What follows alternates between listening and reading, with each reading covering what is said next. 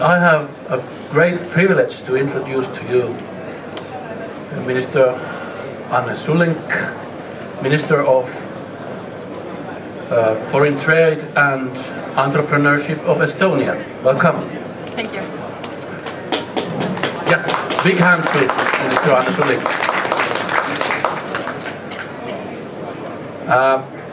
Estonia is very known as perhaps the most developed e-government country of this green planet. What does it mean?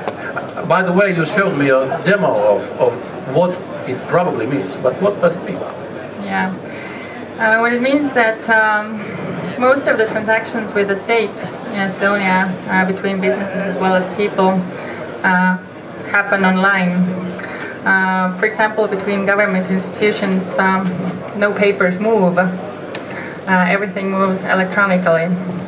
The way it started actually was in the 90s. The initiative came from the banks who developed the internet banking for themselves.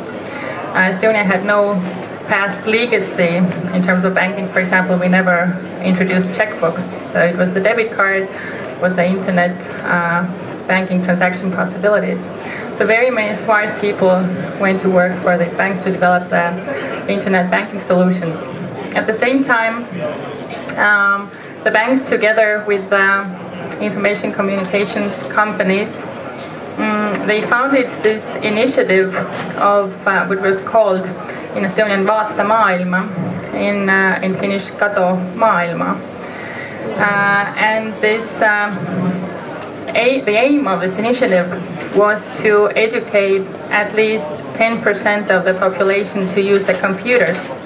So what they did was they put the funds together and they created many internet use spots across the country, in the countryside, in the regional towns, and at the same time train people to use the internet. So they created a customer base for themselves, and this customer base was then happy to use the internet banking solutions, and they were happy to try out also other web-based services. At the same time, the Estonian government decided to create what we call the ID card. So, and this ID card, first of all, was created with a chip that has everybody's personal information on it, and it is used for one thing, as your way of identifying yourself. You can enter any web-based services in a secure way. It has a very high degree of security. And what's very interesting, which many countries don't use, we use it for signing documents. For electronic signature, and the demo I made to the journalist before was that we have this ID card reader. Very small appliance. It has, on one side, it has the USB port. You can stick it in your computer, and then you have a chip on your ID card, and you put this in your ID card reader, stick it in the computer, and you're able to identify yourself and at the same time sign documents. You have two PIN codes attached to it.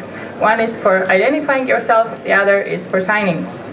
And for example, as a minister, we never sign any documents by hand. Everything goes electronically. And it's very good because no one can ever dispute whether it's your original signature or not.